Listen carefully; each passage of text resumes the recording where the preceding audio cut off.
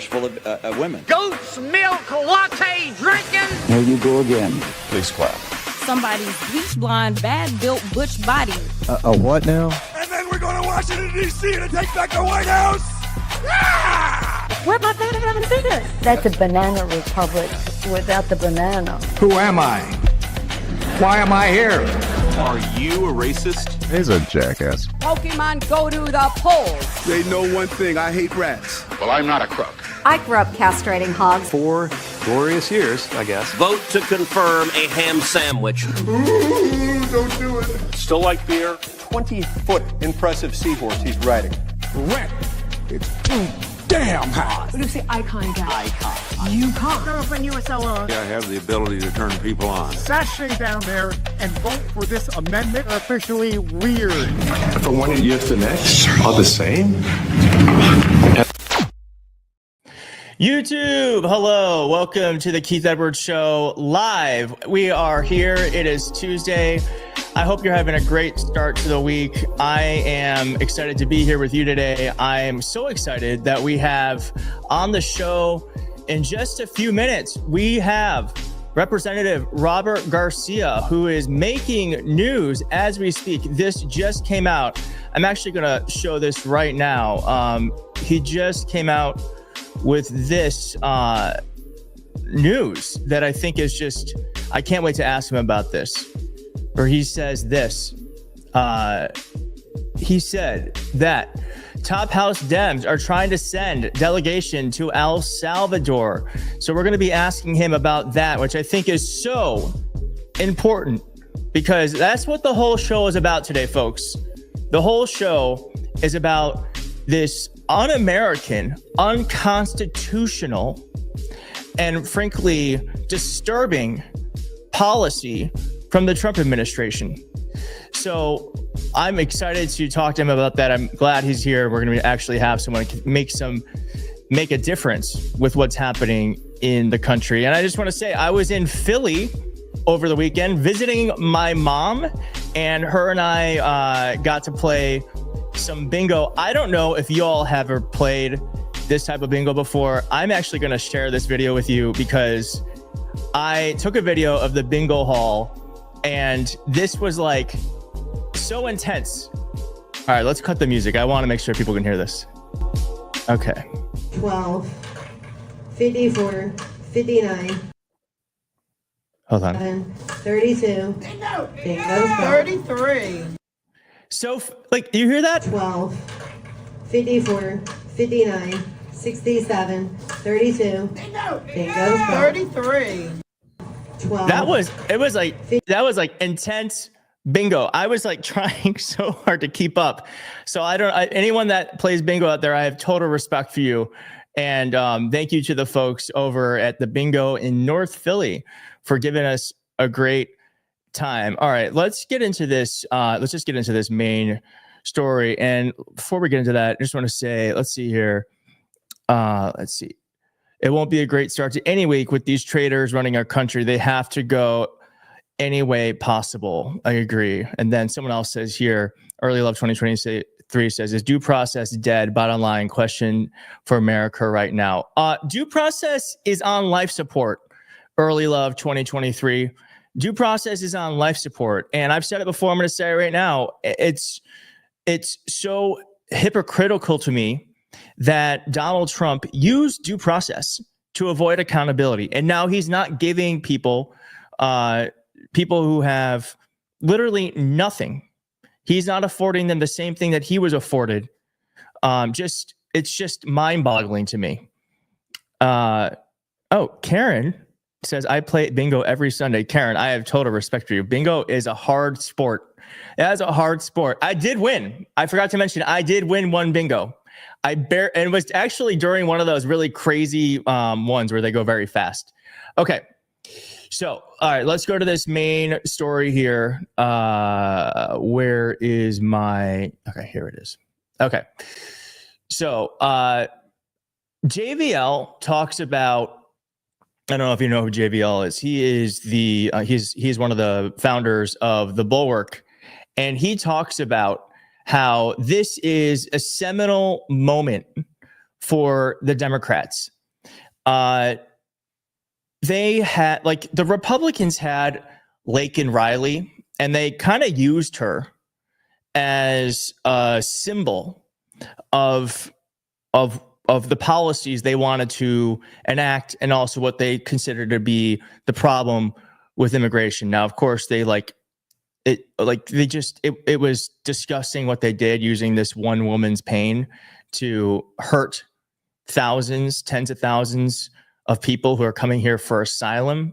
But JVL makes the argument here that this is the Democrats' rallying cry now. This is the symbol of what it means to be immigrant in Trump's America. And we have to use it as a symbol, because he represents everything wrong, everything unconstitutional, and everything immoral about the Trump administration. And JVL writes here, Trump is in an impossible situation. He cannot allow Abrego Garcia to come home because A, it would be capitulation to the Supreme Court, and B, Abrego Garcia cannot be allowed to testify about what he saw and experienced at CCOT. Because I'm sure what Mr. Garcia is seeing there are human rights abuses. And it's such a good point that if he were to come home, and I pray to God he does, the stories he's going to tell would just open up what is really happening there. And so I'm grateful that Robert Garcia is going to be joining us in just a few moments to talk about this. And I think JVL went on to say here that Chris Murphy he actually understands this. He said this yesterday on Blue Sky. He says, this is a watershed moment as Trump thumbs his nose at a Supreme Court ruling, gaslighting the public by pretending he won this Supreme Court decision 9-0 when he in fact lost it 9-0. And as Chris Murphy says, if we normalize this, there's no end. He can lock up or remove anyone. We will no longer exist in a democracy. And that's the first clip I want to go to, is that, and I'm sure you've seen this viral clip. It's viral because it was not intended to be heard by anyone. This was an off-the-cuff remark that was on a hot mic that a live stream caught before they were supposed to be covering this meeting. And so here is Donald Trump saying that he wants to deport Americans, what he calls homegrowns. The people wanted to change their preference, and they wanted to. They demanded. They love you. They love what you do. I'm not for your support. I want them to do. Homegrown criminals next. Yeah. I said homegrowns are next. The homegrowns built. You got to build about 5 more places. Yeah, that's fair. All right. It's not big enough. No, yeah. Come on. Yeah, that's really disturbing. Like the fact that they're laughing about this. They're laughing about it, that they want to deport Americans. Danita Hamilton says Trump is a sadistic SOB. Yeah, and that's being nice, Danita. That's being nice. It's disgusting. It's disgusting. And I just can't say it enough. It is so un-American. It's the whole reason we started this goddamn country. This is in the Declaration of Independence, where the founding fathers said that they were sick of not having trial by jury, that they were not being afforded due process. And now we have a man who wants to make himself king, going against the very thing this country was founded on. Angel says, isn't Trump another homegrown criminal? That's a good point. He is a homegrown criminal. And this is what happens when you put someone into office after they try to overthrow the government. But I want to really quickly, because this is a really big day, and I want to get quickly to our guest here who is waiting on the live. Rep. Robert Garcia, who, as I said, just made news moments ago where he in Axios is saying that they are going to be leading a delegation or trying to create a delegation to send to El Salvador. So Rep. Robert Garcia, very grateful that you're here.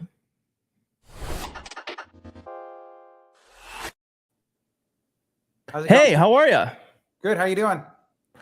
Good. Thank you so much for being here today. I know there's a lot going on, and I just really want to get into all of it. So what is this delegation? And how did this come about? Yeah, I mean, look, first, I think we should be very clear about what's actually happening right now. We're in a constitutional crisis. The President of the United States has openly defined the Supreme Court in a 9-0 decision, a unanimous Supreme Court decision with people like Clarence Thomas actually agreeing with the rest of the justices. They've said that the U.S. needs to work with El Salvador and make the return immediately. As we know, Donald Trump now, of course, just meeting with the Salvadorian president, is now saying and twisting what the justices actually said and saying the opposite, that the Supreme Court supports their decision. That is completely outrageous and insane. The president cannot be sending people that are here legally. He is here legally to a foreign prison and country without any support and against a Supreme Court mandate. And I'm telling you, U.S. citizens are next if we allow this to continue. And so obviously, Maxwell Frost and I, besides obviously being good colleagues and partners in Congress, we sit on the Oversight Committee together. And we've been discussing that we need to put together folks to get down there. Now, we know that Senator Chris Van Hollen's going down there on behalf of the Senate, but House members also need to be in this fight. I'm an immigrant. We need to be down there. And so we're working with the Oversight Committee to approve a delegation. If they don't approve an official delegation, I know that Max and I are committed to going down there regardless. So you have to rely on the Republican-led Oversight Committee to approve this. That's right. And the Senate has they are able as senators to go down there. But in the House, rules are that only the majority can organize and approve these congressional trips. And so we're dependent on Republicans for us to be able to go down there, which is crazy. We're duly elected members of Congress. We should be allowed to go down and go to this prison, or at a minimum, ask questions at our embassy. And so that's what we're trying to do right now. And whether we get approval from him or not, we're going to move forward. Well, I'm so grateful you're doing it. I do want to. I have a question about, and I guess like what the administration has been saying is, even though he doesn't have a criminal record, their talking point is, well, he entered here illegally. They entered here illegally, so they already are criminals. What is the Democratic answer to that point? There are 11 million people in this country, approximately, that have some different level of status, that they're not U.S. citizens. They might be a temporary resident. If you're a temporary resident or a legal resident in the United States, you are legally here in the United States. We have given you the paperwork, the permission to work here, to be on a student visa. Perhaps it's because you're on your way to becoming a citizen. Maybe maybe you've been applying for citizenship, waiting in line, like Republicans like to say, for 10 years, 20 years, and you're a year away. You may not be a citizen, but you are here legally. And that's the difference. And so what Republicans are now saying is that they somehow can deport anyone, even if they're not a U.S. citizen. I mean, that is crazy. I'll take myself. I became a U.S. citizen at 23. I was here between the ages of 4 to 23. I was here as, whether it was undocumented or I became a temporary legal resident before I became a citizen.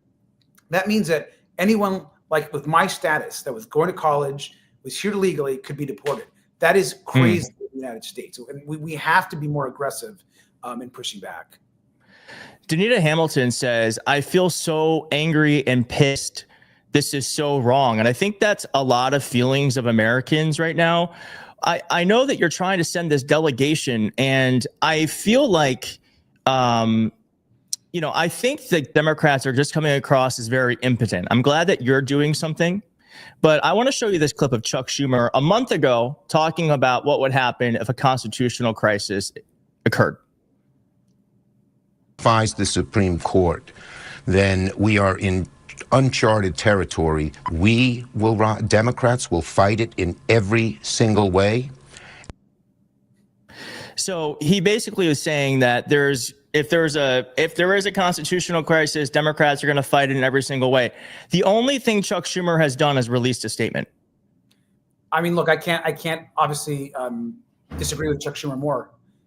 One, he should have never allowed so many of Trump's nominees get votes from Democrats. He never should have to that budget deal, and he should be fighting harder. And so this moment, I don't. What really frustrates me as someone that's been really trying to be really vocal and aggressive here. In fact, I've been so vocal and aggressive that I have Donald Trump's Justice Department like investigating me for calling Elon Musk a dick, which is crazy. Good.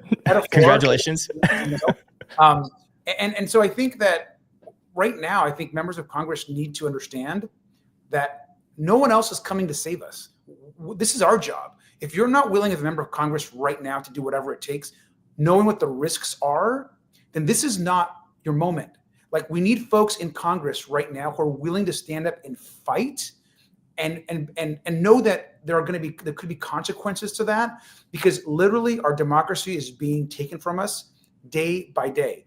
I can't express to everyone that's watching right now that what happened yesterday, and by Trump defying the Supreme Court, he is creating a new precedent in this country that has not existed in the past. It's one thing to stack a court with the judges that you want and get decisions that we may not agree with, that we think are wrong, but they pass because of majority. It's another for a majority to take a position and then the president of the U.S.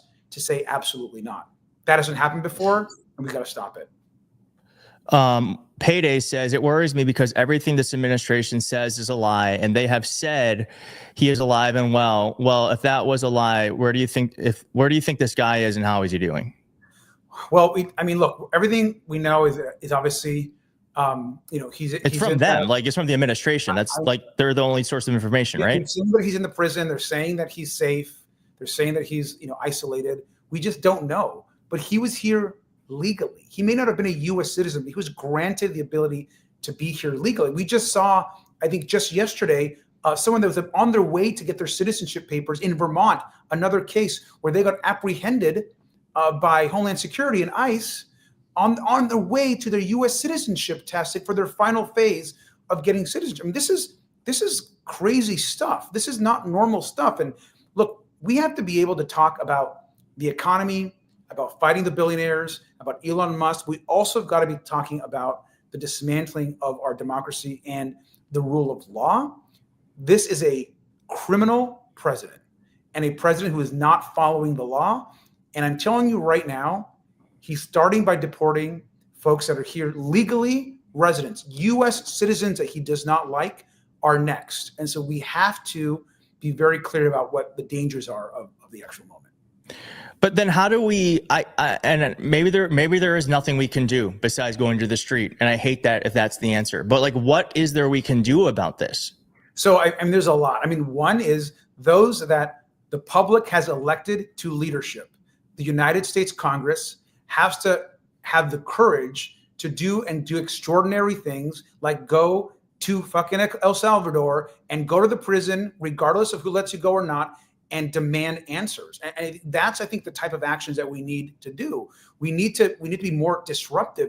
We've been playing the respectability politics because we're all nice folks that do the right thing, which I appreciate. We are, but the Republicans aren't playing that game. And so if we allow Republicans to not be challenged and playing their steamroll, do whatever the hell they want, don't follow the laws, be unethical, and we just don't match that energy, then I think that I don't want to be a member of the United States Congress where we lose our democracy. And I hope that people, when they wake up in the morning, don't want to be a sitting member of Congress as we're standing by and our democracy is being washed away right in front of us. And I think the public needs to be out in the streets like they've been out in the streets and continuing to fight, protesting, pushing back, going to town halls, and then we've got to flip the House and Democrats got to get the majority in 2026. I mean, that's what we have in front of us at the moment. I mean, I think, and I've said this before, one of the, I know it was funny when Elise Stefanik was was no longer becoming UN ambassador, and she kind of did all that sucking up for nothing.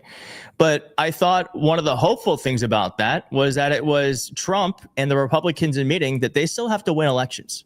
So though they are coloring very largely outside of the lines, they still have to operate within the democracy. And so I do want to impose on people, and I'm so glad you said this, that this, because it feels scary and hopeless, does not mean there is not hope, and does not mean that we cannot win, and does not mean that we can't turn the tide on this and we can get a majority of Americans on our side and voting for not only democracy, but voting for protecting the most vulnerable among us. But elections are still going to matter. I mean, 100%. And I think what's really important is that we remember, we won obviously that big judicial race in Wisconsin. We came beyond what anyone would thought we would do in those two Florida special elections. I mean, we overperformed in both of those seats, beat more than 10 points, 15 points in those seats. And we're winning like state Senate seats that we shouldn't be winning in states like Pennsylvania. And so we are making some really good progress. I think we could have won that Stefanik seat had that been open. And now in 2026, we've got to run the table in some of these close seats. We've got to beat in California, Young Kim and David Valadao and Ken Calvert and Juan Ciscomani in Arizona. We got to beat all these, these guys in Iowa and across the country. We got to take these candidates on. Gabe Evans in Colorado. Like, we can beat all of these members because they're unwilling to actually stand up for democracy and oppose Donald Trump. And so I think people are getting pissed off enough where I hope that they understand how important it is. Well, over it says Robert Garcia is a beast, as strong at speaking out as Jasmine Crockett, which, trust me, saying that is a high compliment. And I have to agree. You are a high compliment. Jasmine's my classmate. Yeah, we came in together. Oh yeah, we're just both freshmen this last term, so we're just entering our second term, and she's amazing and very fearless. Well, you are as well, and I don't know what's going on with the Senate. I don't know what's going on with the Senate. They seem to just be pussyfooting.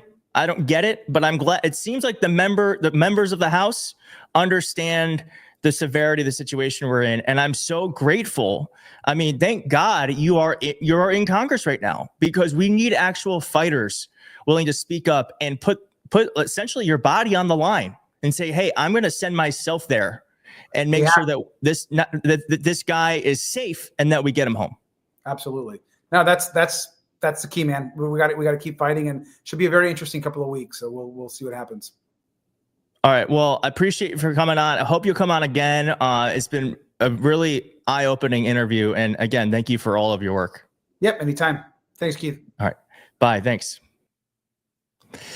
All right, chat. How did you feel about that? Robert Garcia thank God someone is fighting for us.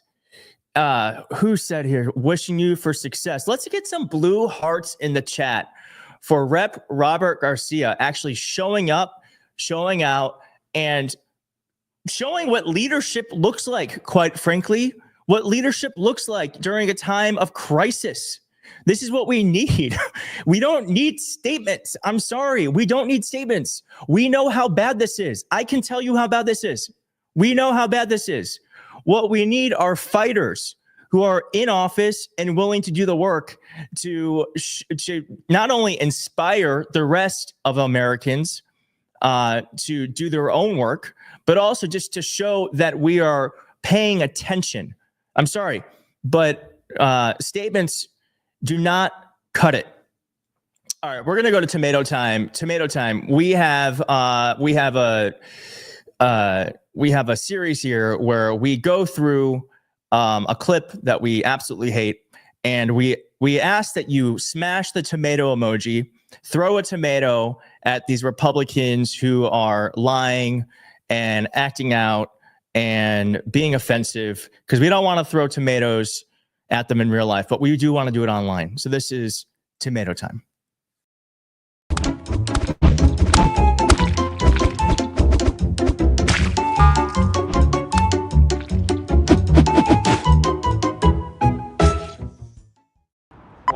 are laws on the books that make it a criminal offense to shield or harbor illegal immigrants, like the sanctuary state city leaders have been doing.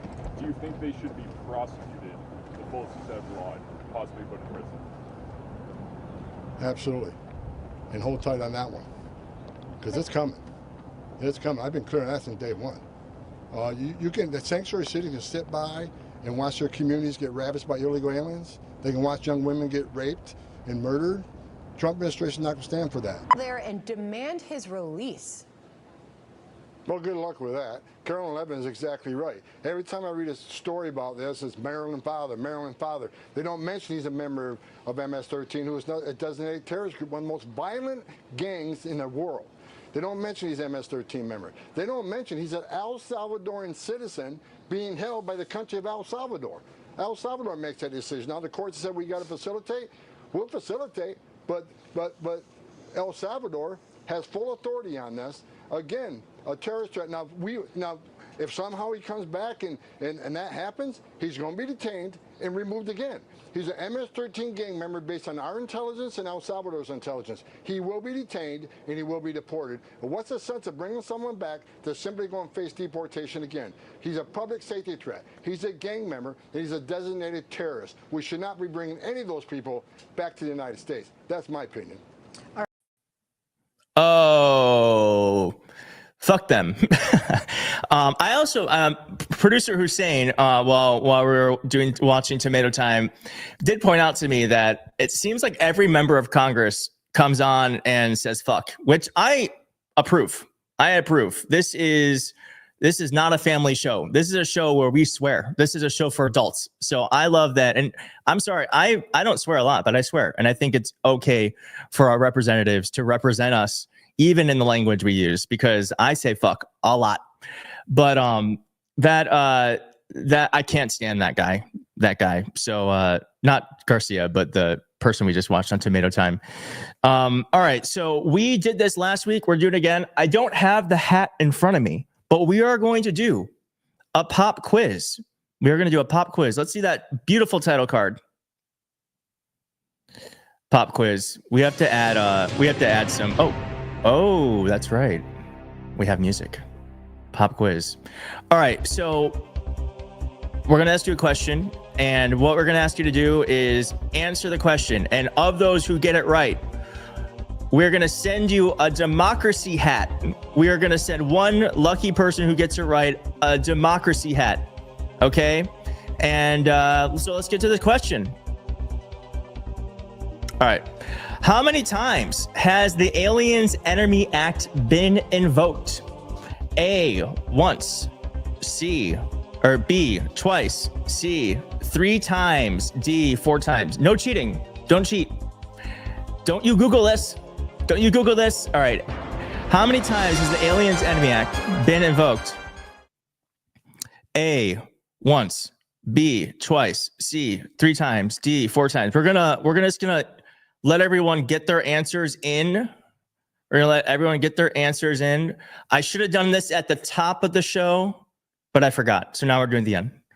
But so we're gonna let everyone get their answers in. I have to tell you, I was shocked, not by the answer, not by the answer of this, but I was shocked around the supporting.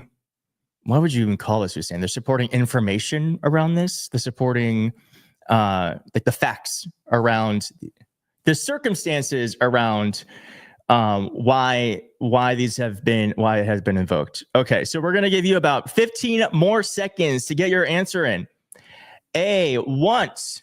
B, twice. C, 3 times. D, 4 times. All right, yes, background information. All right, let's get that music going again.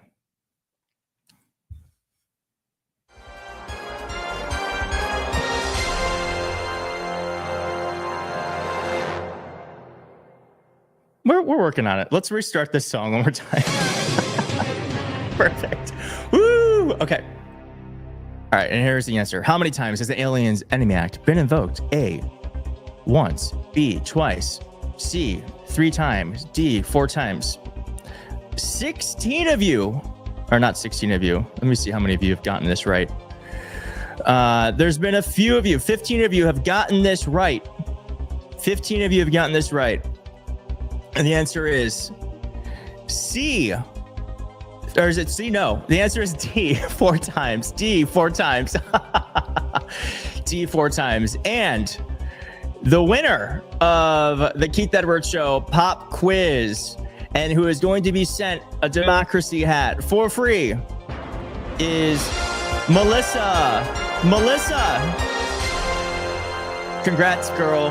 You have won a democracy hat. Now, what we need you to do is you can either, if you have Instagram, is Melissa here? Melissa, I think you're still here, right? So if Melissa is here, please just like spam, yay, I won, yay, Melissa. Oh yeah, there she is. All right, Melissa. So what I need you to do, if you have Instagram, you can DM me on Instagram and I will connect you with producer Hussein, or you can also text the voicemail number. What is the voicemail number? The voicemail number is 202-810-4379. You can text us with your email address. Either one works. So that is how you're going to get in contact with me so that we can guarantee that you win. I think those are the two ways. So let us know how you're going to get in touch, and we will be sending you a democracy hat. Where is Melissa? Melissa. All right. So I just need to know, Melissa, if you understand that, then great.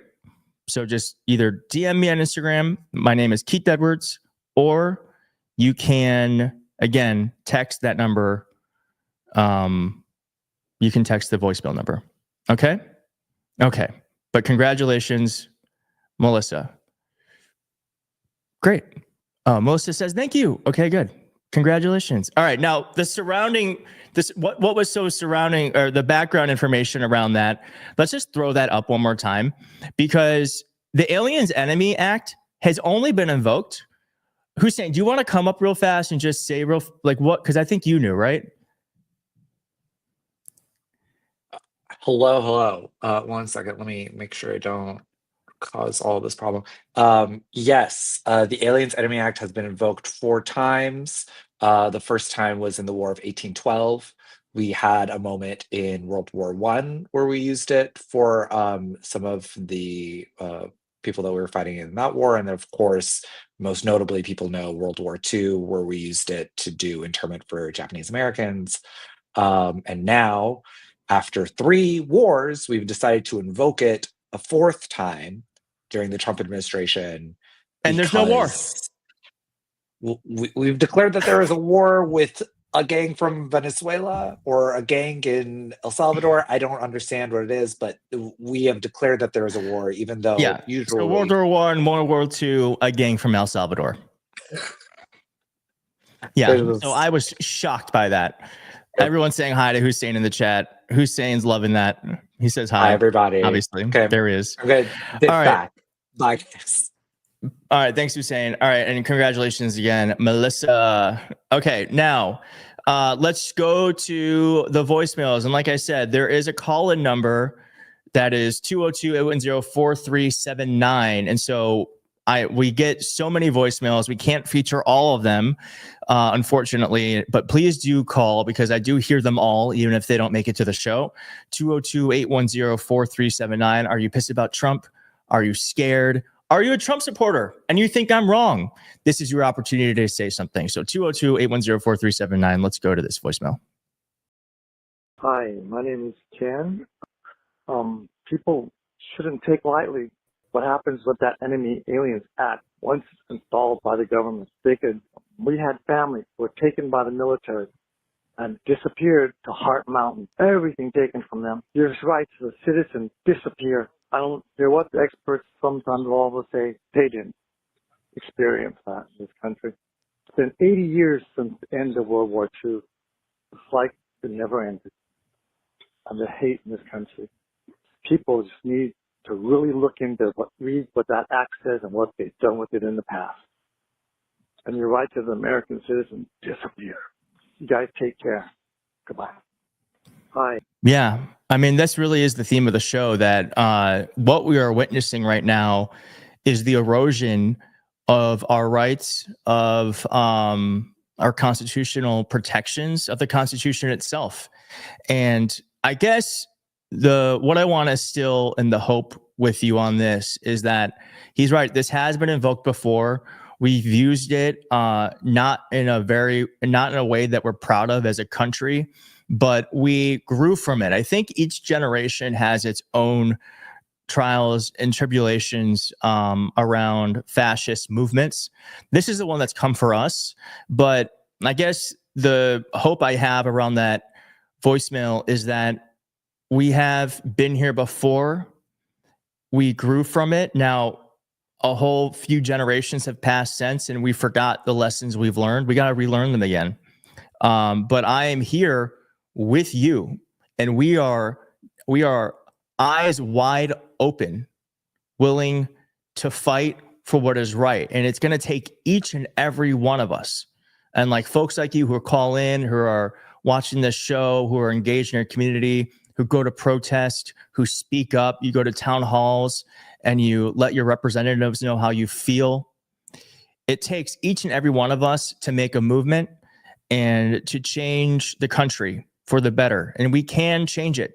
Just because it's bad right now doesn't mean it can't be better. And so I want to instill in each and every one of you that you can make the America that you want, the America that we used to be, a better version than we ever were before. The seed of a better America is in each and every one of you. And let's plant that seed and let's water it and let's grow it. And we can, but it's going to take all of us just pounding the pavement and doing some hard work, but it's good work. It's good work. And we're not going to make it great again, Jonathan. No, we're going to make it better. We're going to make America better than it ever was before. That's what we're going to do. Okay. And I think I have trouble sleeping because of what is happening. Karen, I don't blame you. I've passed this point in my, I don't know, what are like the levels of grief? I think I've passed that level of grief where I was in denial. And I think I'm in acceptance and anger. I'm in acceptance and anger. Okay. And then I think, is that all we have for the day, Hussein? I think that's all we have for the day, right? Okay. So that is the show for today. Thank you for joining me on Tuesday. I'm going to see you on Friday at 7 p.m. Eastern, where we will be doing another giveaway. We will talk about news of the day. And we may or may not have on a guest. We don't have anyone booked yet. And if we don't, then we're just going to hang out and we're going to talk about the news. And maybe we'll do a few more voicemails and stuff like that. But I'm really grateful that you all came on today. Thank you for being here. Thank you for fighting alongside me. And thank you for being courageous and standing up for what's right, because it's going to take each and every one of us doing that, like Robert Garcia is doing and our representative is doing. It's going to take every one of us doing it in our own way to make America better. But we can make it better. America is very sick right now, but we are the medicine. All right. I will see you soon. Thank you for being here. And I'll see you 7 p.m. on Friday. Bye-bye.